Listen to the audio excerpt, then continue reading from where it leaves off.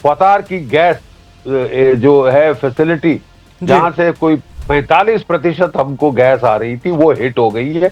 कई महीनों ऑनलाइन नहीं हो। जी कितने सारे आपके रिफाइनरीज हिट हो गए हैं, बुरे हाल कर दिए हैं साहब। और इस रेट पे अगर बूट्स ऑन द ग्राउंड हो गए, आप समझ लीजिए $200 के ऊपर भी तेल की कीमतें जाएंगी। भारत में, अमेरिका में, यूरोप में, सब जगह, एशिया में फसलें बोनी थी, अफ्रीका में फसलें बोनी थी। अब जो फर्टिलाइजर के दाम है 42% बढ़ गए हैं। अमेरिका में, यूरोप में भी चढ़ गए। जी। क्या सोच के ये वॉर ऑफ चॉइस, ये बेवकूफ वॉर ऑफ चॉइस की गई थी, मुझे नहीं समझ आया।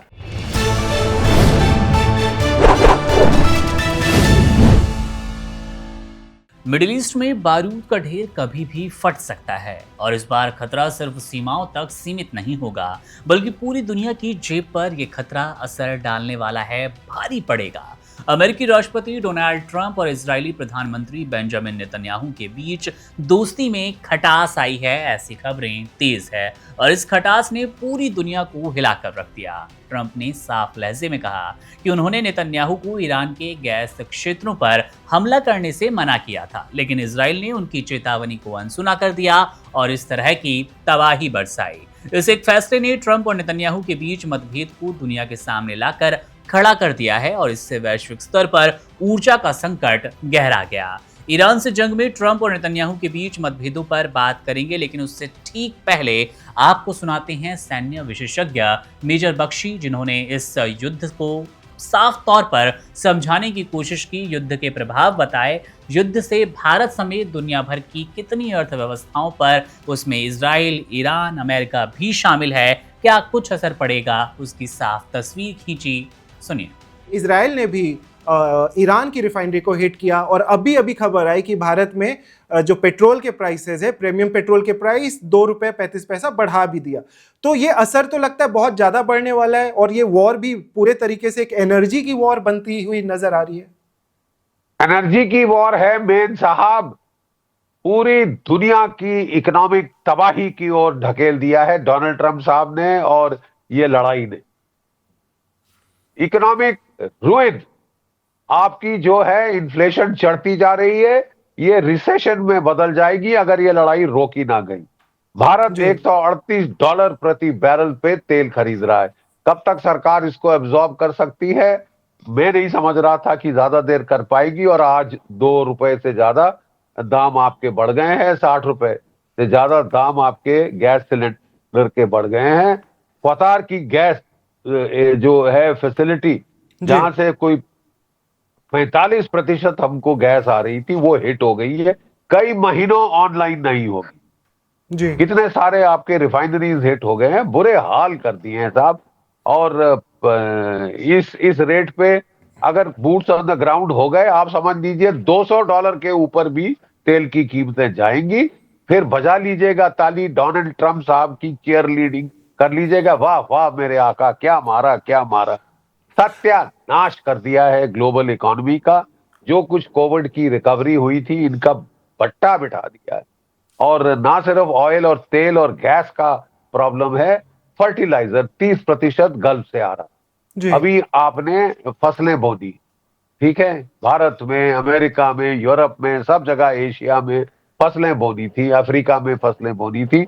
अब जो फर्टिलाइजर के दाम है 42% बढ़ गए हैं।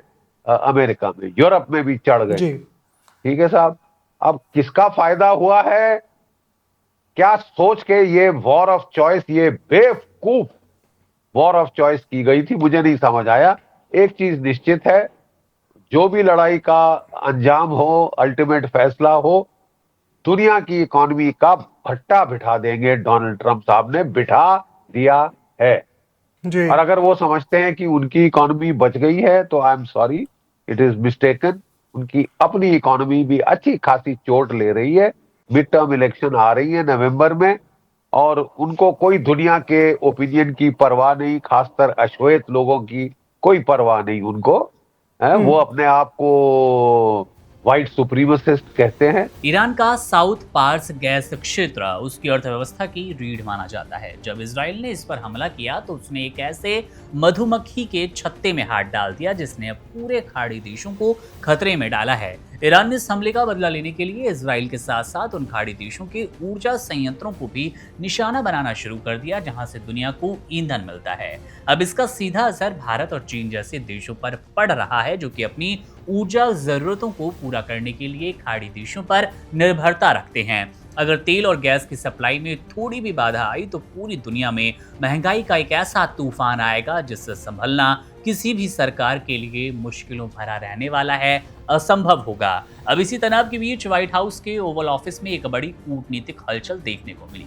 जापानी प्रधानमंत्री सनाई ताकाइची के साथ बैठक के दौरान ट्रंप ने खुलकर अपनी नाराजगी जाहिर की। उन्होंने कहा, नेतन्याहू कभी कभी ऐसी हरकतें कर देते हैं जो उन्हें बिल्कुल पसंद नहीं। ट्रंप का यह बयान इस बात का सबूत है कि इजराइल अब अमेरिका की मर्जी के बिना भी बड़े और जोखिम भरे फैसले ले रहा है। खाड़ी देशों ने भी ट्रंप से गुहार लगाई कि वे नेतन्याहू पर लगाम लगाएं क्योंकि ईरान की जवाबी कार्रवाई से उनके तेल संपदा और बुनियादी ढांचे तबाह हो रहे हैं। इन देशों को डर है कि अगर जंग और बढ़ी तो उनके तेल के कुएं और गैस पाइपलाइनें ईरान का आसान निशाना बनेंगी। ट्रंप ने साफ तौर पर कहा कि वे ईरान की सबसे कीमती ऊर्जा संपत्तियों पर हमले के पक्ष में कभी नहीं थे क्योंकि इससे वैश्विक बाजार पूरी तरह से अस्थिर होगा। उन्होंने ये भी जोड़ा कि उनके और नेतन्याहू के बीच तालमेल तो अच्छा है लेकिन कभी कभी इजरायली प्रधानमंत्री अपनी मर्जी चलाते हैं और गैस प्लांट पर इस तरह का हमला करना, मिसाइल बरसाना उस मर्जी का नतीजा है जो कि सही बिल्कुल नहीं है। ट्रंप के मुताबिक उन्होंने इजराइल को स्पष्ट निर्देश दिए थे कि वे ईरान के ऊर्जा क्षेत्र को हाथ ना लगाएं और दूसरी तरफ प्रधानमंत्री नेतन्याहू ने इन मतभेदों को पूरी तरह से नकारने की कोशिश की। लंबे अरसे से खबरें चल रही थी कि प्रधानमंत्री नेतन्याहू जो कि इजराइल की कमान संभाल रहे हैं, इजराइल के मुखिया हैं, अब वो इस दुनिया में नहीं है। ईरान दावा कर रहा था कि उन्होंने मार डाला है, ईरान ने नेतन्याहू को खत्म कर दिया। लेकिन अब 20 मार्च की वो रात जब नेतन्याहू खुद आते हैं सामने, प्रेस कॉन्फ्रेंस करते हैं और वहीं ये बात कहते हैं कि हमारे और ट्रंप के बीच, अमेरिका के बीच किसी तरह का कोई मतभेद नहीं है, सब कुछ नॉर्मल है। इजराइल की ओर से यह कहा गया कि उनके और ट्रंप के बीच कोई दरार नहीं। नेतन्याहू ने दावा किया कि इजराइल ने अब ट्रंप के अनुरोध को मान लिया और वे ईरान के गैस क्षेत्रों पर आगे और भी हमले करने से बचेंगे। लेकिन हकीकत यह है कि ईरान अब जवाबी हमले के मूड में आ गया है, जवाबी हमला करता रहेगा। भारत जैसे देशों के लिए स्थिति सबसे ज्यादा चिंताजनक है क्योंकि कच्चे तेल की कीमतों में होने वाली कोई भी बढ़ोतरी सीधे आम जनता की जेब पर असर डालेगी। गैस की बढ़ती कीमतें, वो कमर्शियल गैस सिलेंडर में 150 रुपए का इजाफा होना हो या फिर घरेलू सिलेंडर की 60 रुपए कीमत बढ़ना, अब प्रीमियम पेट्रोल में भी 2 रुपए से ज्यादा की बढ़ोतरी, वहीं पर इंडस्ट्रियल डीजल में 22 रुपए की बढ़ोतरी, इन्हीं सभी संकट, इन्हीं संघर्ष का नतीजा भर है।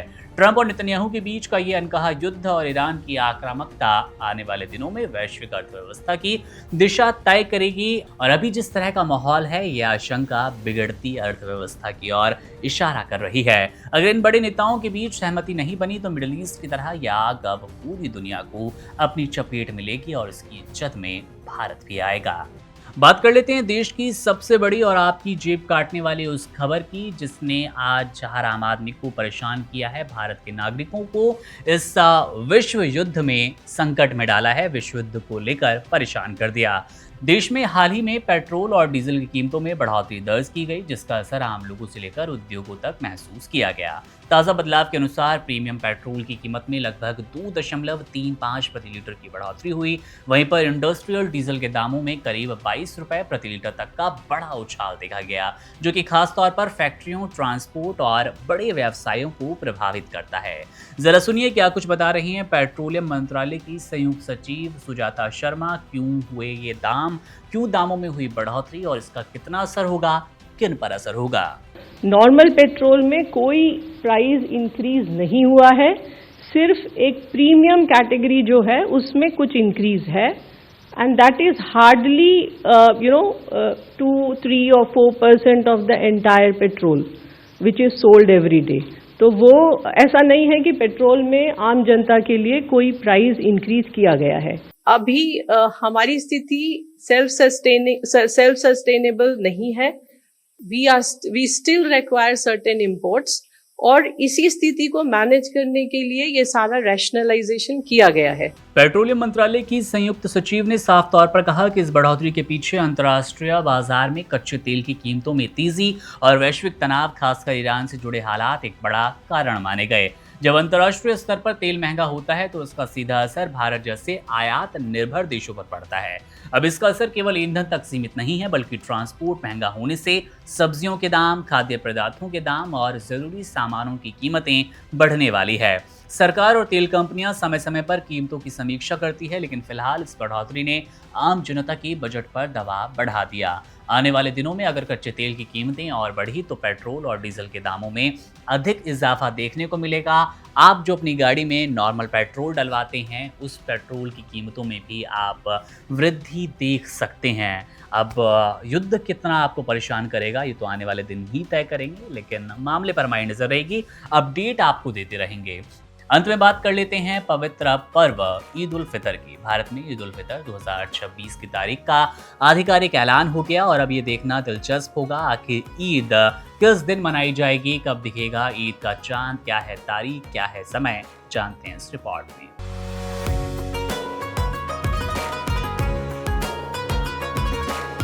भारत में ईद उल फित्र 2026 की तारीख का आधिकारिक ऐलान हो गया है और अब ये साफ है कि पूरे देश में ईद का त्योहार 21 मार्च शनिवार को हर्षोल्लास के साथ मनाया जाएगा।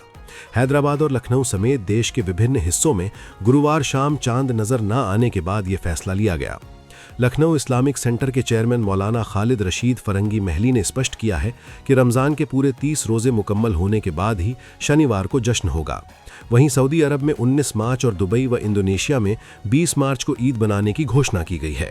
ईद की तारीखों को लेकर जो वैश्विक स्तर पर अंतर दिख रहा है वो पूरी तरह से भौगोलिक स्थिति और चंद्रमा की दृश्यता पर आधारित है। भारत में चांद देखने की अपनी एक मजबूत परंपरा है और इसी के आधार पर अंतिम निर्णय लिया जाता है। अगर गुरुवार की शाम को शव्वाल का चांद आसमान में नजर आ जाता तो भारत में शुक्रवार 20 मार्च को ही ईद मनाई जाती, लेकिन ऐसा नहीं हुआ। अब मुस्लिम समुदाय के लोग शुक्रवार को आखिरी रोज़ा रखेंगे और शनिवार सुबह ईदगाहों में खुदा का शुक्रिया अदा करेंगे। अंतर्राष्ट्रीय स्तर पर देखें तो दुबई में प्रशासन की ओर से नमाज का समय भी निर्धारित कर दिया गया है। वहां शुक्रवार सुबह 6:40 पर मस्जिदों में ईद की विशेष नमाज अदा की जाएगी और इसके लिए सभी तैयारियां पूरी कर ली गई हैं। भारत में इस बार रमज़ान का महीना पूरे 30 दिनों का हो रहा है, जो धार्मिक दृष्टिकोण से बहुत महत्वपूर्ण माना जाता है। 30 रोजे पूरे करना इबादत और सब्र की पराकाष्ठा है और इसके बाद आने वाली ईद खुशियों की सौगात लेकर आती है। ईद उल फित्र, जिसे आम भाषा में मीठी ईद भी कहा जाता है, अपने साथ प्रेम और मिठास का संदेश लाती है। इस विशेष दिन पर सुबह के समय पुरुष और बच्चे नए कपड़े पहनकर मस्जिदों और ईदगाहों की ओर रुख करते हैं। नमाज के बाद एक दूसरे को गले लगाकर दी जाने वाली मुबारकबाद आपसी भाईचारे को और मजबूत करती है। घरों में इस दिन विशेष रूप से सेवैयां और अलग अलग तरह के पकवान बनाए जाते हैं, जो इस त्योहार की पहचान बन चुके हैं। बच्चों के लिए ये दिन किसी उत्सव से कम नहीं होता, क्योंकि उन्हें घर के बड़ों से ईदी मिलती है, जिससे उनकी खुशी दुगनी हो जाती है। ये त्योहार केवल मुस्लिम समुदाय तक ही सीमित नहीं रहता, बल्कि भारत की गंगा जमुनी तहजीब में हर धर्म के लोग एक दूसरे को मुबारकबाद देते हैं और खुशियों में शामिल होते हैं। 1 महीने तक चलने वाले उपवास और अनुशासन के बाद ईद का ये दिन सुकून और रूहानी खुशी प्रदान करता है। अब जब तारीख को लेकर सभी संशय दूर हो चुके हैं तो बाजारों में रौनक और बढ़ गई है। लोग खरीदारी में जुटे हैं और घरों में पकवानों की तैयारी शुरू हो चुकी है। शनिवार 21 मार्च को जब भारत में ईद का सूरज उगेगा तो वो अपने साथ शांति और समृद्धि का पैगाम लेकर आएगा। तो ये थी आज देश और दुनिया की बड़ी खबरें, जिनका जानना आपके लिए, हमारे लिए और देश के लिए जरूरी। आप बने रहिए वन इंडिया के साथ। आपको देश दिन भर कैसा लगता है, कमेंट बॉक्स में अपनी राय, अपने सवाल जरूर छोड़िएगा। मेरा नाम है मुकुंद, बने रहिए वन इंडिया के साथ। शुक्रिया। Subscribe to One India and never miss an update. Download the One India app now.